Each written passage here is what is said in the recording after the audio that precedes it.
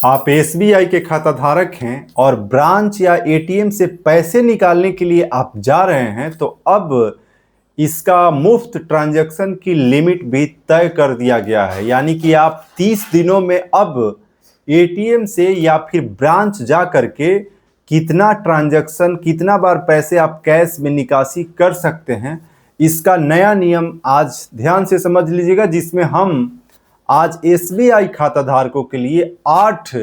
नए नियम की इंपॉर्टेंट जानकारी आपके साथ शेयर करेंगे, जो हर एक एसबीआई खाता धारक को समझना भी बहुत जरूरी है। चलिए हम बात करते हैं एक एक जो रूल्स है उसमें। सबसे पहला नियम जो लाया गया है एसबीआई खाता धारकों के लिए, उसमें अब यदि आप SBI basic saving account holder हैं और आप 30 दिन में 4 बार फ्री ऑफ कॉस्ट जो है ट्रांजैक्शन आप कैश में विथड्रॉल कर सकते हैं। अब 4 बार आप कैश विथड्रॉल एटीएम ब्रांच से मिला करके ही आप कर सकते हैं, चाहे ब्रांच से आप निकासी करें या फिर एटीएम से करें, 4 बार ही आपके लिए मुफ्त ट्रांजैक्शन की लिमिट तय कर दी गई है। अब ये जो लिमिट है ये कब से लागू होगी, तो देखिए इसमें जो खबर बताया गया है ये 1 अक्टूबर 2026 से ये व्यवस्था लागू हो जाएगी। इसके अलावा अब 4 बार जैसे ही आपका ट्रांजैक्शन पूरा हो जाता है, 5वीं बार आप एटीएम से पैसे निकालें या फिर ब्रांच से पैसे निकालें, तो उसके लिए अब चार्जेस देना होगा। कितना चार्जेस लगेगा, तो पर ट्रांजैक्शन यानी एक बार आप ब्रांच से पैसे निकाले या फिर एटीएम से निकाले तो 15 रुपये प्लस में जीएसटी।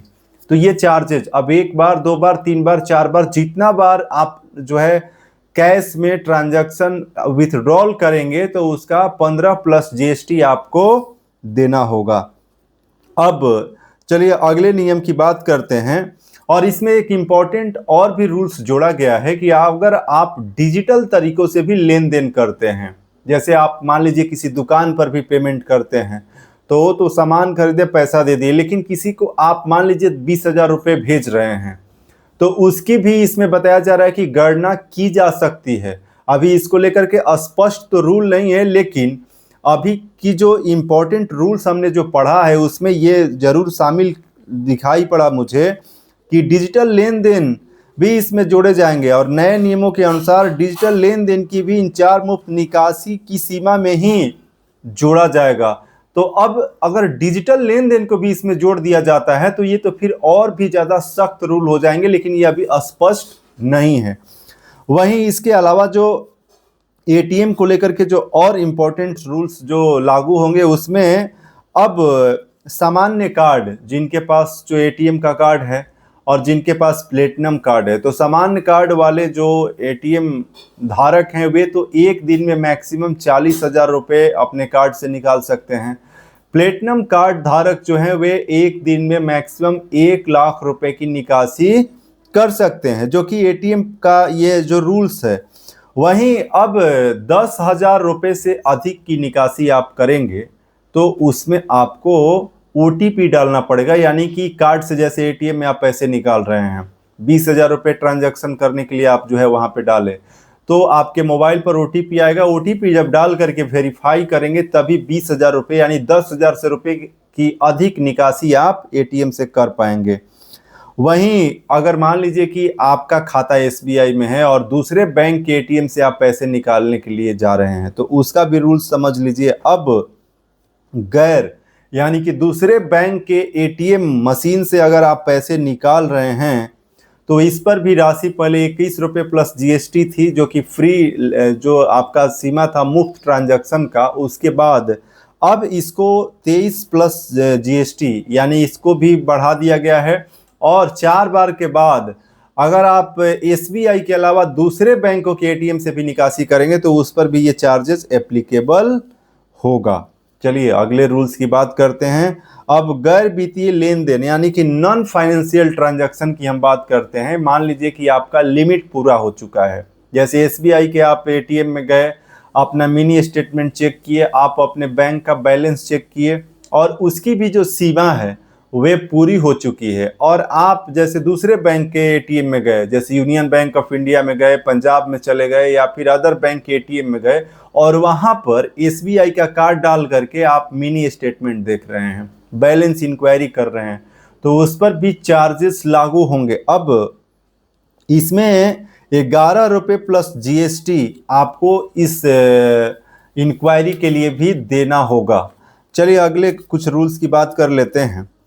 अब एक और इम्पोर्टेंट रूल्स देखिए सभी बैंकों के लिए जो सामने आया है, और इसकी भी इंफॉर्मेशन बहुत जल्द जो है स्पष्ट हो जाएगी, लेकिन अभी जो मुझे पढ़ने को जो मिला है उसमें खाते में अगर आपका बैलेंस नहीं है,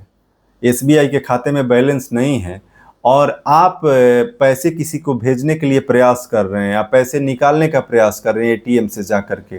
तो ऐसे मामले में भी अगर आपका ट्रांजैक्शन डिक्लाइंड हो जाता है खाते में बैलेंस नहीं होने के कारण, तो इस पर भी लेन देन फेल होने का जुर्माना की ये इम्पोर्टेंट खबर भी सामने आ रही है कि इसमें भी अब 20 रुपये प्लस जीएसटी लागू किया जा सकता है। तो ध्यान रखना है कि कभी भी खाते में आपका बैलेंस ना हो। अभी तो ये रूल्स जो है चेक पर लागू होता था कि किसी को आप चेक दे देते थे और वे चेक जब बैंक में सबमिट किया जाता था और खाते में बैलेंस नहीं होता था उस पर बाउंस चार्जेस लगता था। लेकिन अब खाते में बैलेंस नहीं है और एटीएम से आप पैसे निकालने का प्रयास कर रहे हैं, किसी को फोन पे से पैसे भेजने का प्रयास कर रहे हैं, योनो एसबीआई ऐप से पैसे भेजने का प्रयास कर रहे हैं, तो अब इस पर भी बाउंस चार्जेस जो है लेन देन फेल होने पर, डिक्लाइन होने पर भी जुर्माना लग सकता है। किसी भी बैंक का खाता धारक है, इस रूल्स को भी आप ध्यान से वेबसाइट पर भी पढ़ लीजिएगा और तभी इसका उपयोग ध्यानपूर्वक आपको करना है। अभी बस हम आपको वार्निंग दे रहे हैं ताकि आप इससे वाकिफ हो जाएं। चलिए अगले कुछ रूल्स की बात कर लेते हैं। अब जो खबर अखबार में भी ये सामने आई है उसमें 3 करोड़ रुपए से अधिक के जो लोग एफडी करेंगे तो उनके लिए झटका है कि ब्याज दर में कटौती कर दी गई है। लेकिन जिन लोगों का अभी इन्वेस्टमेंट यानी 3 करोड़ से नीचे है, यानी अप टू 3 करोड़, यानी 0 से 3 करोड़ के बीच में इन्वेस्टमेंट करेंगे तो अभी एसबीआई का जो ब्याज दर है वही ब्याज दर रहेगा। और ये इसको लेकर के भी देखिए जो खबर सामने आई है वहीं आपको हम बता रहे हैं। चलिए कुछ और इम्पोर्टेंट रूल्स आपको हम बता देते हैं, जिसमें अब स्पेशल फिक्स डिपॉजिट की हम बात करें। अमृत जो वृष्टि योजना है उसमें 444 दिनों के लिए जो ब्याज दर है उसमें भी संशोधन किया गया है। तो अगर आप अमृत वृष्टि योजना में इन्वेस्ट करने के लिए, एफडी करने के लिए जो है एसबीआई में जा रहे हैं तो इसकी ब्याज को एक बार जरूर आपको एनालिसिस कर लेना है, क्योंकि इसमें संशोधन किया गया है। वहीं सीनियर जो सुपर सीनियर सिटीजन है उनके लिए एक इम्पॉर्टेंट आज आपको रूल्स बता देते हैं कि जिनकी उम्र 80 वर्ष से अधिक है उनको बैंकों में 10% नहीं 10 बेसिस पॉइंट जो है एक्स्ट्रा इंटरेस्ट बैंकों से, एसबीआई से जो है दिया जाता है, तो उनके लिए एक एक्स्ट्रा बेनिफिट की भी जानकारी दे दी है। वहीं अब लेन देन में 2 फैक्टर ऑथेंटिकेशन को भी अनिवार्य कर दिया गया, यानी कि आप मान लीजिए एसबीआई का योनो ऐप से लेन देन कर रहे हैं, लॉगिन कर रहे हैं, पैसे भेज रहे हैं, तो अब 2 फैक्टर ऑथेंटिकेशन प्रक्रिया जो है पूरी की जाती है, जिसके लिए सिम की भी वेरिफिकेशन होती है, आपके मोबाइल नंबर की भी वेरिफिकेशन होती है, और सिम आप ही के मोबाइल में मौजूद है या फिर नहीं इसकी भी वेरिफिकेशन होती है, और फिर लेन देन ओटीपी के माध्यम से जो है पूरा किया जाता है। तो ये एसबीआई के कुछ इंपॉर्टेंट रूल्स जो लेन देन और मुफ्त फ्री ट्रांजैक्शन जो कैश विथड्रॉल को लेकर के थे, और उसके अलावा एटीएम के कुछ रूल्स जो तो थे, ब्रांच और एटीएम मिला करके, और लेन देन ओटीपी की जितनी इंपॉर्टेंट अभी वर्तमान की रूल्स थी उसकी जानकारी हम अभी आपके साथ शेयर किया। अभी आप रविशंकर तिवारी को देख रहे थे,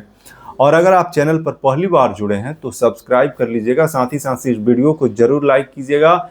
और आपका अगर इस वीडियो से जुड़ा कोई सवाल या सुझाव है तो कमेंट बॉक्स में टाइप कीजिएगा। और जहां भी आप वीडियो देख रहे हैं, चाहे फेसबुक हो या फिर यूट्यूब हो, इसको आगे जरूर शेयर कीजिएगा ताकि भारत के जितने भी स्टेट बैंक ऑफ इंडिया के खाता धारक, बेसिक सेविंग अकाउंट होल्डर हैं, उनके पास ये इंपॉर्टेंट जानकारी भी पहुंचे। और एक और इम्पॉर्टेंट रिक्वेस्ट है कि चैनल को सब्सक्राइब करके बेल आइकन को प्रेस करके ऑल नोटिफिकेशन को ऑन कीजिएगा ताकि हर वीडियो का नोटिफिकेशन आपके पास जरूर पहुंचे। आज की इस वीडियो में बस इतना ही। जय हिंद, जय श्री राम।